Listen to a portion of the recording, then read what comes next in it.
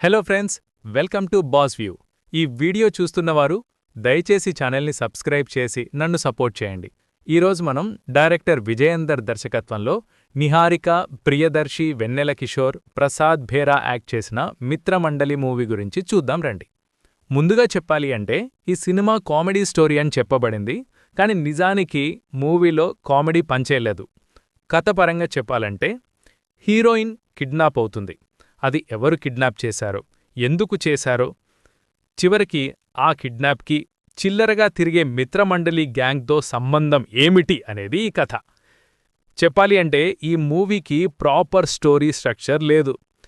ఏది ఎటు వెడుతుందో అర్థం కాదు. పర్ఫార్మెన్స్కి వస్తే అందరూ టాలెంటెడ్ యాక్టర్స్ ఉన్నా సరైన పర్ఫార్మెన్స్ అందించలేదు. కొన్ని సీన్స్లో వెన్నెల కిషోర్ క్యారెక్టర్ కొంచెం బెటర్గా పర్ఫార్మెన్స్ చేశారని చెప్పవచ్చు. సత్య క్యారెక్టర్ కేవలం స్టోరీని లాజిక్ లేకుండా ముందుకు తీసుకెళ్లే కారణం మాత్రమే. వేరే పాత్రలు కంప్లీట్గా ఉపయోగించలేదని చెప్పాలి. మేబీ జాతిరత్నాలు, ఓం భీంబోష్ మూవీస్ లెవెల్డ్ ఉంటుంది అని డైరెక్టర్ అనుకున్నారేమో, కానీ ఈ మూవీలో అది వర్క్ అవ్వలేదు.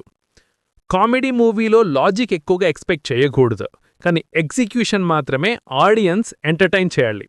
ఇక్కడ ఎగ్జిక్యూషన్ ఫెయిల్ అయింది, మూవీ బోరింగ్గా పెడుతుంది.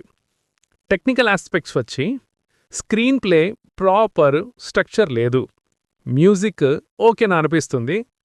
పాజిటివ్ ఆస్పెక్ట్స్ వచ్చి ఇంటర్వెల్లో వచ్చే బ్రేక్ ఆడియన్స్కి రిలీఫ్ ఇస్తుంది.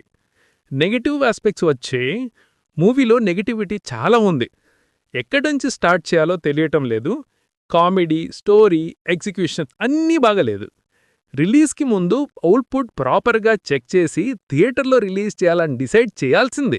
కొత్త డైరెక్టర్ కారణంగా ఎగ్జిక్యూషన్ ప్రాపర్గా లేదు, మొత్తంగా ఫ్లాప్గా మిగిలిపోయింది. మరి ఫ్రెండ్స్, మీరు సినిమా చూసి మీ అభిప్రాయాన్ని కామెంట్స్తో షేర్ చేయండి. మా బాస్ వ్యూ ఛానల్ని సబ్స్క్రైబ్ చేయడం మర్చిపోకండి. మళ్ళీ కొత్త సినిమాల రివ్యూతో కలుసుకుందాం. Thank you.